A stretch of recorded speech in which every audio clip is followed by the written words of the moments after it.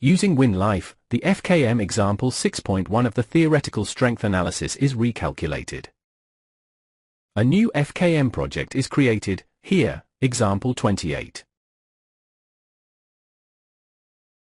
The SN curve is to be generated here based on the material 41CR4.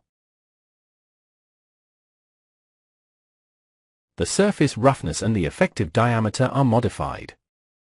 The effective diameter is the shaft diameter at the shaft transition radius. The safety factors are also modified.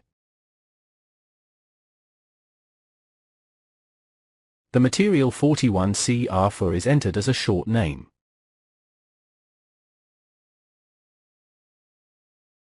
The SN curve is displayed graphically.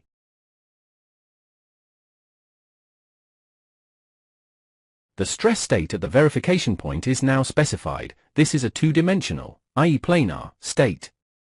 This is initially done here via an LST file. A plate is the appropriate choice for modeling the plane stress state. The stress components sigma x, sigma y, and tau xy are specified. In WinLife, these stresses are interpreted as nodal stresses. The stress file is saved as an LST file.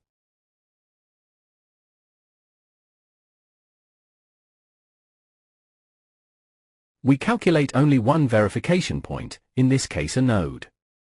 The design parameters are entered one after the other as specified in the FKM guideline.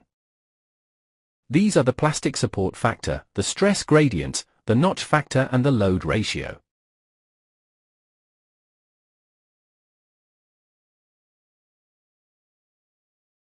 Once all data has been entered, the fatigue life calculation is started. This yields the utilization factors for the static verification and for the fatigue verification.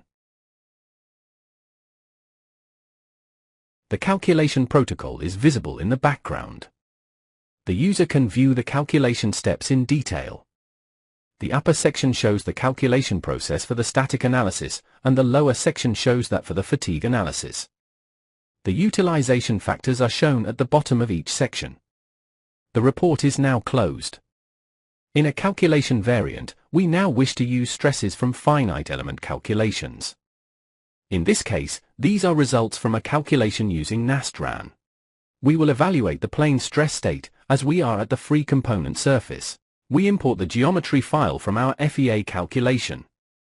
We select the OP2 results file from our FEA analysis. There are 3 load cases in the OP2 file. We need to select the third load case, which represents the combination of bending and torsion. We are then interested in the fatigue life results for all nodes. We let WinLife calculate the stress gradient from the OP2 stresses. We take the notch factor from the table. Some data from the previous calculation can be left as it is. Finally, the calculation is started. The calculation is shown in abbreviated form for this video. The actual calculation would be a little bit longer. The utilization factors for the static verification and the fatigue verification are obtained. Here too, the calculation report was generated automatically. We can now display the results in the WinLife viewer. The color gradient of the utilization factors on the component look reasonable. All nodes on the component surface have therefore been calculated.